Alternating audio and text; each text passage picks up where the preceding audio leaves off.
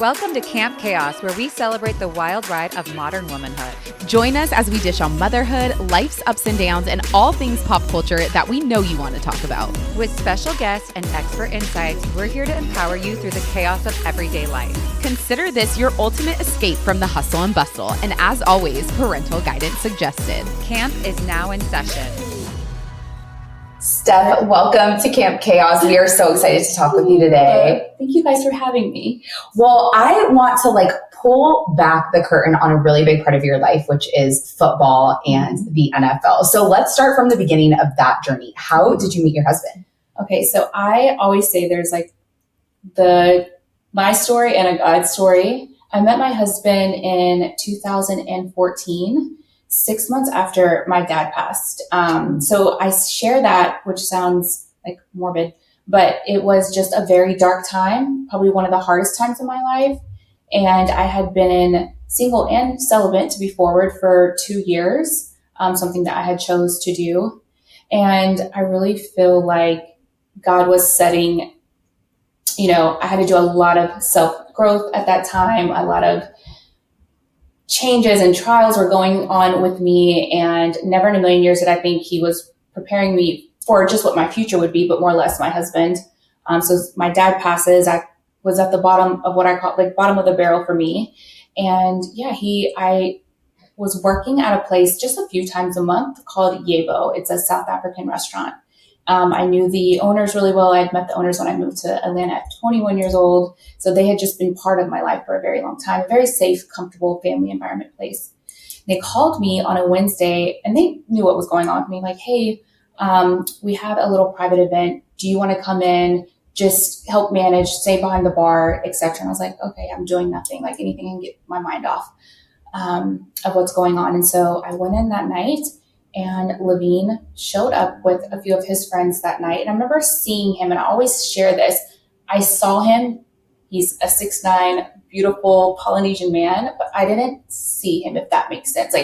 Anybody that kind of walked in front of me at that time of my life, everything just kind of felt like a blur. But then throughout the night, he would just talk to me or say little things, and we weren't, I don't know how to explain it. It was just as if I knew, my heart knew this person for a very long time. And then I found out that him and his friends played football for the Falcons at that time. And before I found out that he had asked, hey, we're going to this next spot after here. Would love for you to go. And once I found that, it was a hard no. I was like, hey, I'm so sorry. I can't I'm sorry, go. Steph. It's a hard no for a 6'9" beautiful man. Let me tell you why. Let me slow down. I know. People are like, okay, please, you're giving pick me energy. The 2 years that I gave myself back to God was a choice that I had made. Also, I met my husband at 28. I danced for the NBA for 5 years. I moved to Atlanta at 21 years old to chase entertainment. I had been in the music industry. I had been acting, anything that I could be on a stage. I had been around it. At one point even... So you felt like you had pick me energy for so long. You're like, let me just back up and I just get wanted to my roots. Absolutely nothing to do with that. I had fully evolved and grown. And what I didn't want to date the wrong people anymore. I really had evolved and grown and done that self-work. And then truly where I was also...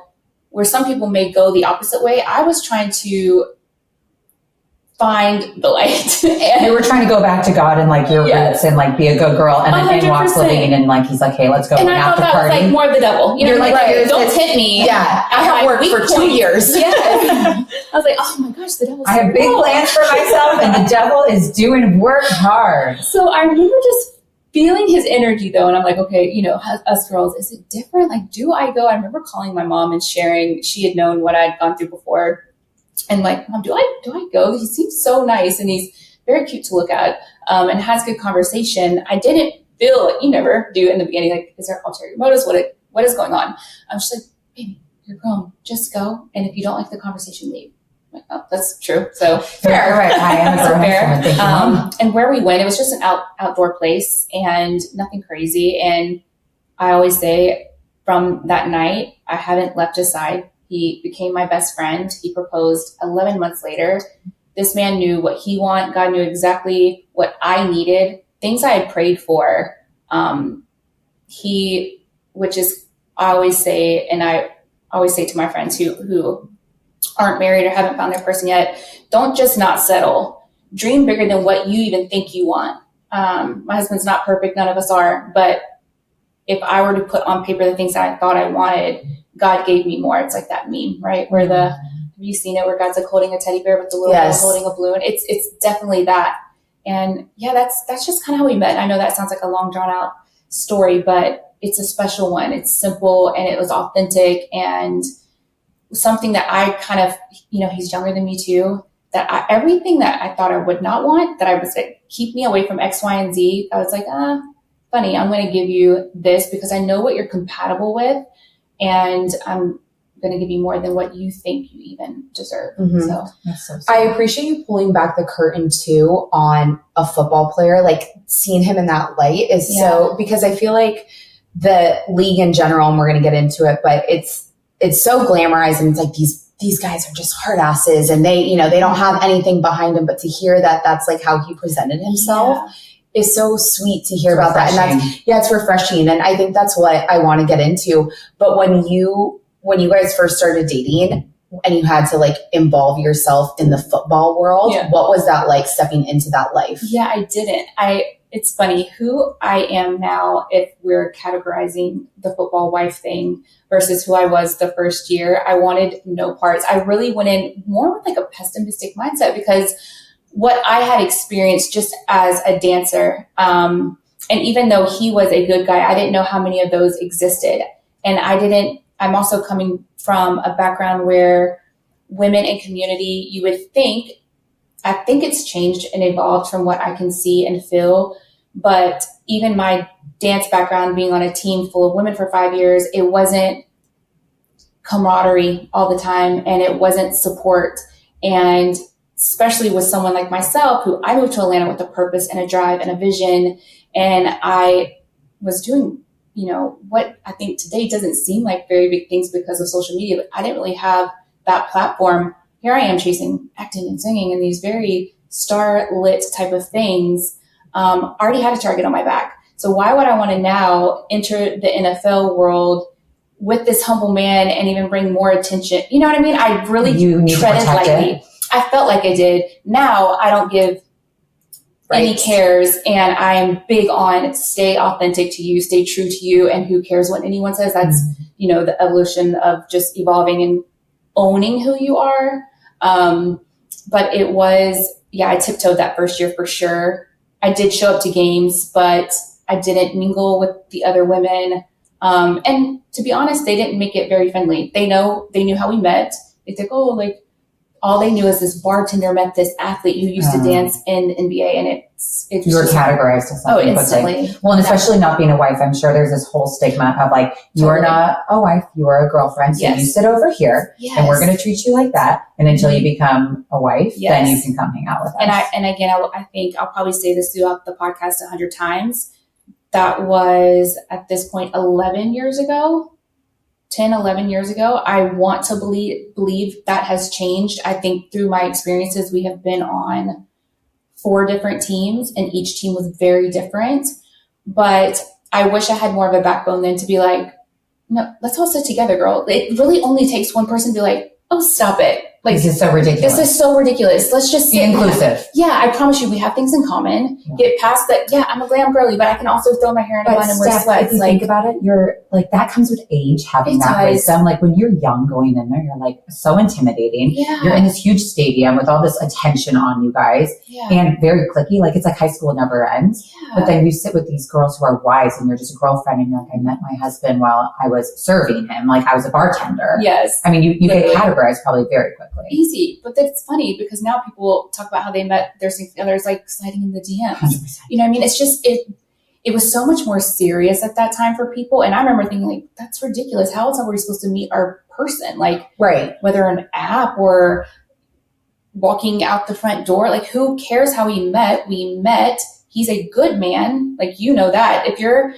categorizing me, then you're categorizing him. Do you know what I mean? So don't dumb us down. And anyways, there was that year in Atlanta. It was very girlfriends sit here, wives sit here, and even position teams, which is so weird. So wait, explain that to me. Like- Position teams of like offense, defense, like you're they kidding get me. mingle. And I remember being like, is this for real? So where does the kicker go? Where does the kicker go? Where does the fullback go? Like, You're like, is there a handbook here that I can understand? Truly though, I don't believe, and someone could probably be like, well, that's not my experience. And it's not a one size fits all. I don't think it's like, I would really hope to think it's not like that. Well, and like you said, you went to different teams and there was different Yeah. experiences on each team. And once I got comfortable and felt, like you said, with the wisdom and who I was evolving as a woman and where God was placing me, I'm like, I don't like to, it doesn't even have to be football. There's just women that like to have their crowns on and they like to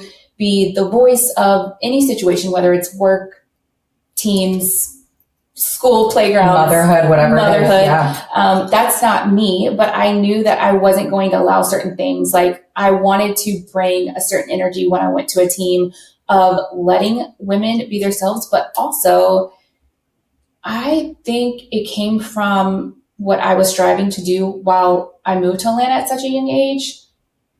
A lot of these women have met their significant others that are playing in college. And I can't imagine what that's like, going almost in a shadow type role. And I've seen the evolution of these women stepping out and I love it. Like you have goals, dreams, and aspirations too. And you also have a voice. We don't just have to ride behind these men, which we do and we do hard, but also like be your own independent girly. Like, what do you want to do? Mm-hmm. Okay, let's do it. And so I think when you go onto these teams and you show support and you actually move with good intentions, you show an example of what it could be. And that changes the whole vibe, right? Like, even if you have sour people, if everyone else is being good, you're going to be left to the dust. And so you kind of want to be like, okay, wait, I don't know, leave your ego at the door. And I think I've seen that change a lot. And it's really special to see because some of the best teams and best friends I've made, no one drives with ego. And neither does the team. It kind of starts from the top down, right? Mm-hmm. Like, well, I feel like it's kind of, this sounds ridiculous, but I feel like for men, you have to always look at the woman. Like every good man behind that is an even better woman. Period. Right? Yes. Mm-hmm. So I feel like even in this, it's like if there's men that have this crazy ego on the field, if there's men that like output this crazy energy, whatever that may be, you look at the wife and it's like, what is the wife saying behind that? I know. And not that there's all this control, but I do feel like you are the backbone of these men. 100%. And the good men will state that first, right? Of course, there's always going to be this stereotype. And I love that you ladies provide a platform for whether it's myself or anybody else in any sports league, the women to have a voice and to share. But I guarantee you put all of us in a room 9 times out of 10, these men are good men. They're not out here cheating. I heard something the other day. It's like, the girlfriend's in this row and the wife's 3 rows behind. It's like, I never, did I see that here and there? Of course, because men are men sometimes. There's good men and there's bad men. But on these teams, like you said, to your point, there's a lot of really good ones. They didn't get where they are being bad. And I know sometimes talent and character don't coexist, but we have walked off every single team and experience with a lot of really good friendships, meeting a lot of really good people. And majority of them are like, what is it? Like a 53-man roster, like 51 of them are really great people. There's 53 men on a football team? Well, there's more, but on the field is 53. And oh my gosh, someone's going to be like, I hope I'm saying that right. I think you are. Considering how many men are on a football field. Yeah. He's like, okay. And like you said, if they have significant others behind them, majority of the time, they're really good women. So I want to talk about this whole thing of what you said of like, there's the wives sit here and the girlfriends. And I'm not meaning of like, oh, this one's a girlfriend that's not married. Like this is the married man's girlfriend or mistress, we'll call it. I could only imagine with social media, and every girl wants to be with an NFL player. Let's just have it said here, Steph. I called Taylor yesterday. I'm like, all right, let's talk motherhood, but everybody wants to be married to an NFL player. But how do you guys, are like, hey. Remember when you could fall asleep in your makeup and still wake up glowing? Well, for us moms, those days are long over. If you're noticing changes in your skin's tone and texture, maybe you're like me, seeing a few fine lines and wrinkles, you are not alone. But here's the good news. Today's sponsor, OneSkin, has developed a skincare line that targets these changes where they start, your cells. OneSkin's topical supplements are powered by their proprietary peptide OS1, scientifically proven to target the dysfunctional senescent cells that start to accumulate around age 30. These are the cells that make skin dull, dry, and more prone to lines and wrinkles. Plus, all of OneSkin's products for the face and body, including their new mineral sunscreen, are backed by lab and clinical studies and more than 8,000 five-star reviews. For a limited time, you can try OneSkin for 15% off using the code CAMPCHAOS when you check out at oneskin.co. Start your new scientifically proven skincare routine today with OneSkin. Treating the symptoms rather than the root cause of aging has long been the norm. Most skincare available on the market is designed to provide a temporary reduction in visible signs of aging, addressing just the surface symptoms of an underlying decline in skin health. OneSkin is the world's first skin longevity company. By focusing on the cellular aspects of aging, OneSkin keeps your skin looking and acting younger for longer. Get started today with 15% off using code CAMPCHAOS at oneskin.co. That's 15% off oneskin.co with code CAMPCHAOS. After you purchase, they'll ask where you heard about them. Please support your show and tell them we sent you.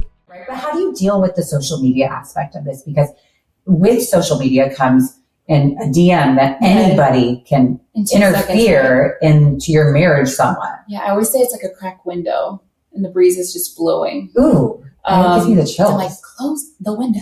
Right. The only way you do that is you get off social media. I am very lucky in the sense my husband could care less about social media. I personally have not had, to my knowledge, deal with that. But have I had friends, especially when they are drafted early on, right? And they've been together since college, and all of a sudden the guys, you're juggling a completely different atmosphere. Like I said, I met my husband at a different stage in life. When I see my friends or girls that I know met their significant others at such an early stage, and there's still a lot of mental growth that has to happen and a lot of wisdom to be had, and they're getting, both parties are getting flung into a lot of attention. A lot of attention, a lot of money, a lot of fame, a lot of things that the college couple did not have to deal with. And now it's all these outside factors. And it's not like you get also handed a therapist to help guide you, you know? Or a priest. Or a priest. Or both. Literally, or a priest. Or both, yeah. A lot of things are being thrown your way. That's a really good question. I didn't have to handle that or juggle that. In fact, that was probably one of the reasons I was like, nope, I didn't want to have to handle that or juggle that. I don't know how the girlies handle it. I'm assuming not, you address it and either the guys adjust with, what do you do? Ignore the DMs? I don't know. Yeah. I mean, I feel like that's almost, from my perspective, it almost seems like a story that has been created. Yeah. More so than what the reality is. I think so. So you don't think there's girls throwing themselves at? I think that there's girls throwing themselves at men, like you. You're like, well, I have yeah. So yeah. But I don't think that these players are as bad as they have been portrayed to be. And maybe it was like with social media, while it's easier for girls to slide into the DMs, it's also a lot easier for these men to be exposed with a screenshot here and there. So I feel like that, I feel like that story or like that, whatever has been created is almost like dead for me. I don't really see that or like feel that from NFL players. I agree with you. And I also think it's just like anything, birds of a feather, right? So all the women that I have been so blessed to be around and get to call friends, I don't think they've really experienced that because they also met and stayed with really good men. I think if they would have even got an inkling that their guys would have been, intrigued by that line would have been drawn in the sand.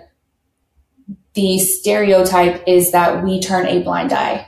The stereotype is that, we're getting taken care of and things are getting paid and we're just living this aloof, weird lifestyle, which is so, we're blessed, but that is just not the truth. A lot of these women also have, some of them are nurses and doctors themselves or teachers, whatever they want to be. So they're not just sitting there like, yeah, you go out here and check your DMs and cheat on me and I'll just be over here collecting checks and shopping. Like I just don't think that's not their picker. Their picker's stronger than that. I think we should break down like what you as a wife, what your life is during the NFL season. Because I think to your point, a lot of people want to be an NFL wife because they're like, ooh, and then I get to pick out my game day outfit. And then we just, like that's what they see. Yeah. And that's all that they think that there is to it. But there's so much more to that. And there's so much more to what these guys go through every day. Yeah. So try to like paint the picture for us of like what a day, week in the life of being an NFL wife looks like. Yeah. These guys wake up at 6 a.m., if not earlier, and are at the stadium or practice facility all day till 6 or 7 p.m. And I'm only speaking, I have a 2-year-old now, but my husband, the 9 years that he was active, it was just him and I, and that was okay. I actually look back now, I'm like, wow, I don't even know that I appreciated that much. I think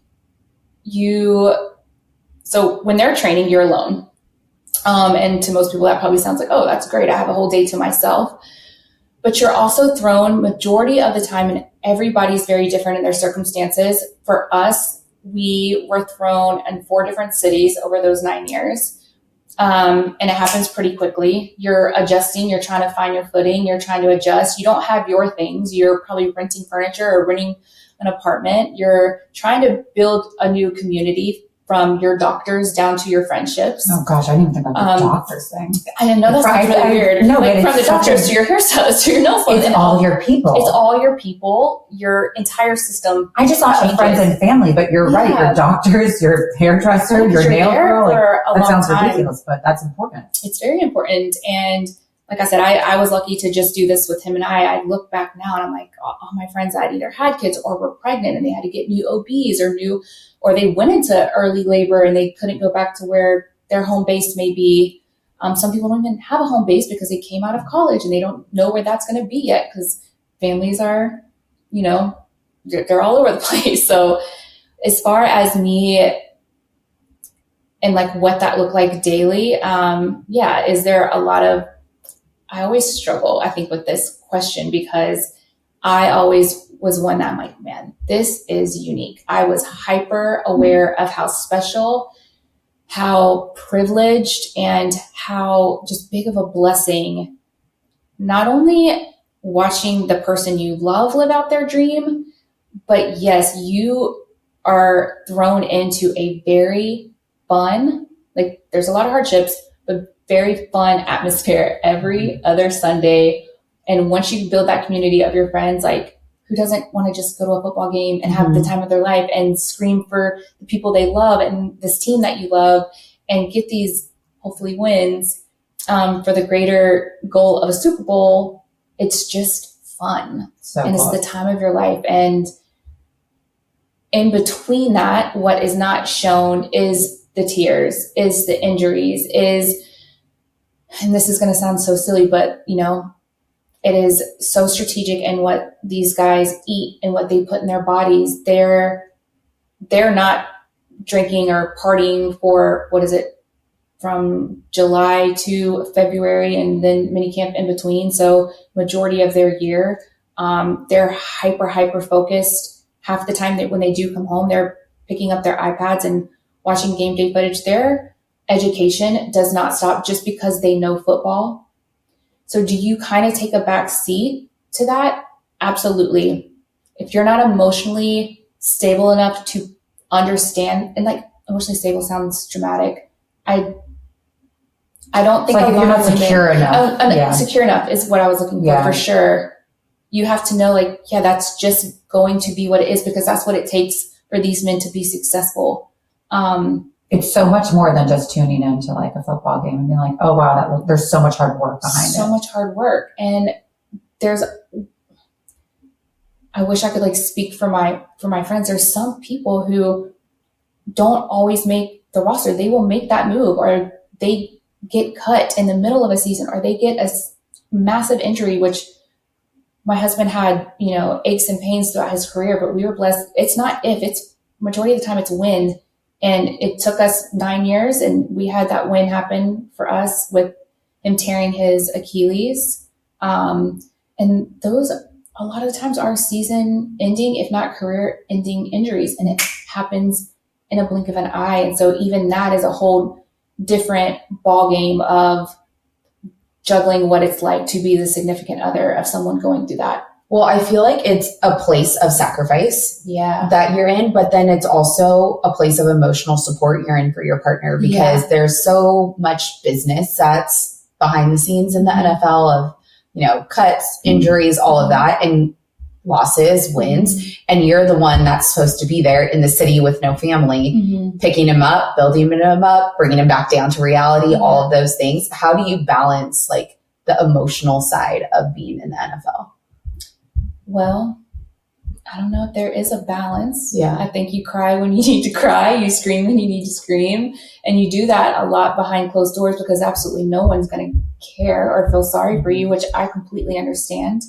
For us, our entire foundation and heart is one of God and a follower of Jesus. And I know that may be hard for a lot of people to understand, but truly we individually and as a married couple, and especially through sports, wouldn't have a lot of understanding if it wasn't to just lean on that faith. It's confusing. And football is such a business. There is no emotion in it. So when unique things happen, whether it's, one of the examples for us personally, I've seen really terrible ones, but we signed so my husband played in Atlanta for 5 years. On that 4th year, we signed literally on our wedding day. It's the most unique experience. We signed our marriage license, and we signed a 3-year contract, which is a huge blessing in the NFL, because they don't just give out long-term contracts very often, believe it or not. And we signed a 3-year contract. I'm like thinking, what is life? Like this is, and we had just got off a Super Bowl.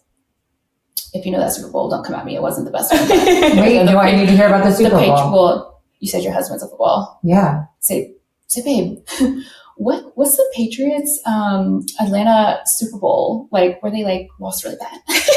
Who lost the Atlanta? Atlanta did. Yeah, it was. Wow. We were winning the whole game, and I don't actually remember the score, which someone's gonna probably scold me on that. But it was.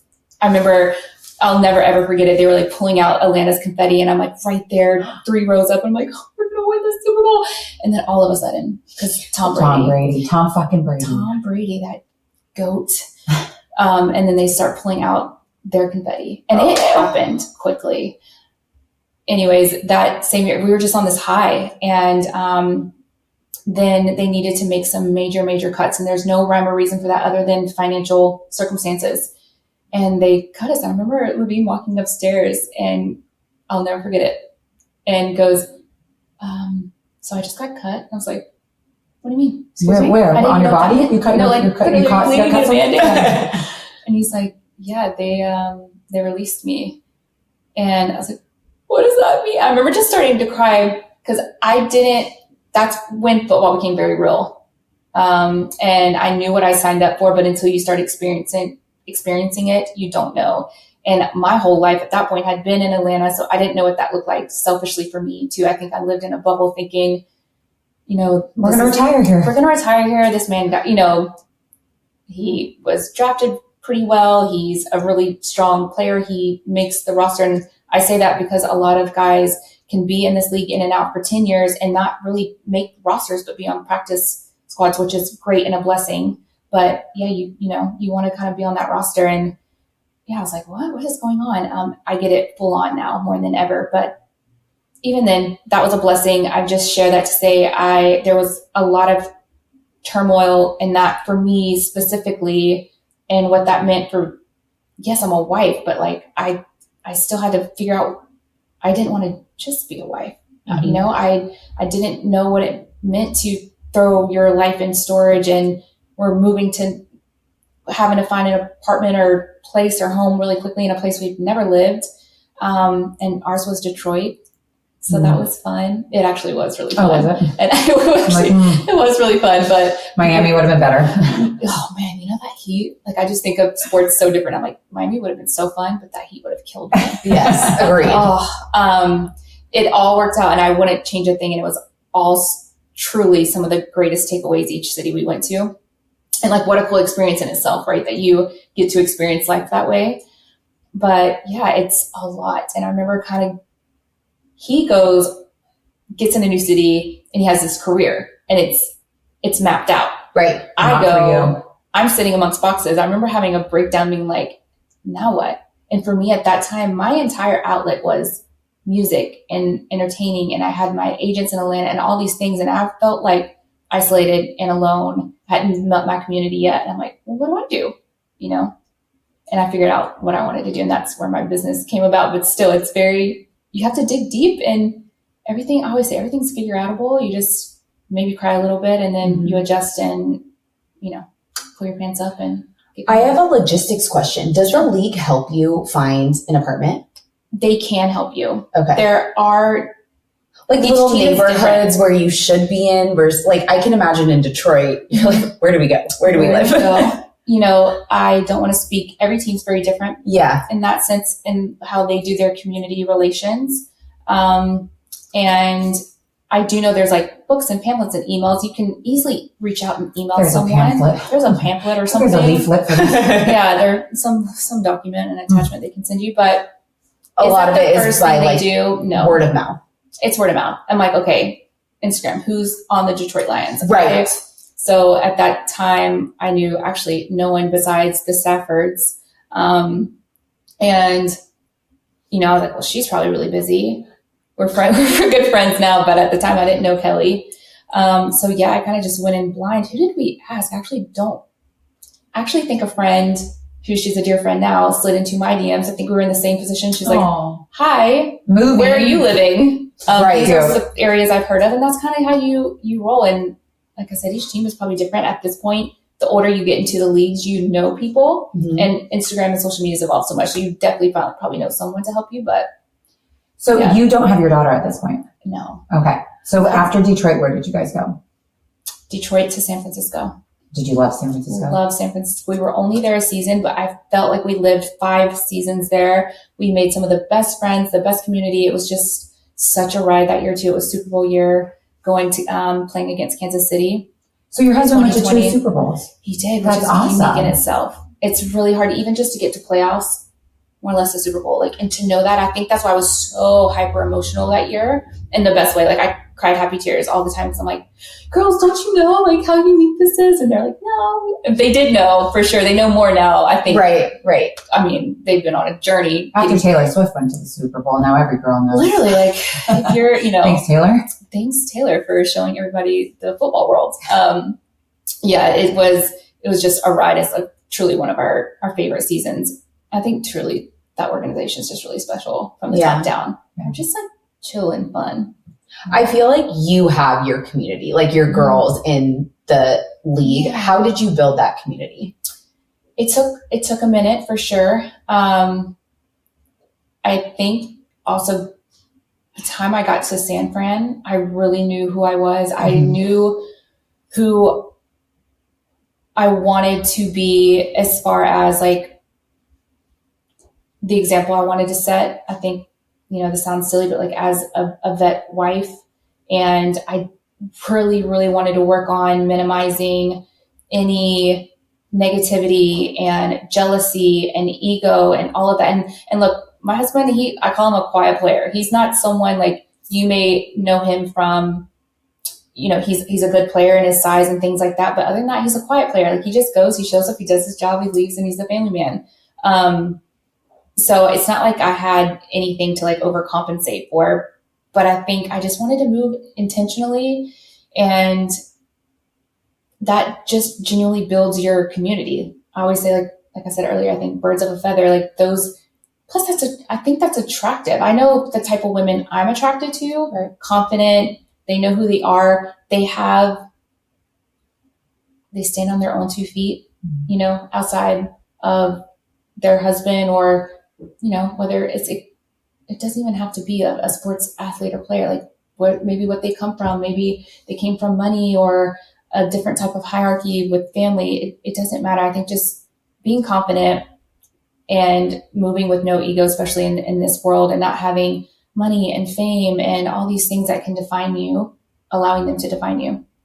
And that's really what I felt like going into San Fran. I knew, plus the time's dwindling. At that point, what was it, year 7, 8? I'm looking around, our friends are falling off, whether choosing retirement because they were no longer capable of playing or injuries. I didn't know when that was going to end for You're us. like conveyor belt is starting. You're like, when is it our time? I got to the other side, right? And I'm like, oh my gosh, I just want to take every Just enjoy it. Mm-hmm. Yeah. I know it's hard for people sometimes. There's like a saying, but it's hard for people sometimes when they're in I think motherhood's like this. Like you're trying so hard to be in that moment, but also capture the moment, and that the memories are constantly thinking about the future. And and I was just trying to be super hyper focused on what was happening right in front of me and be present. And I think that energy spreads and allows all the other girls to be like, you know what, like, let's just follow suit. Like this life and experience is fleeting. Mm-hmm. So Thank you for tuning in to another episode of Camp Chaos. Stay tuned for part 2 of this episode where we discuss Stephanie's incredibly difficult pregnancy. Stephanie suffered from hyperemesis, and we felt it was important to have that message on its own. See you next time.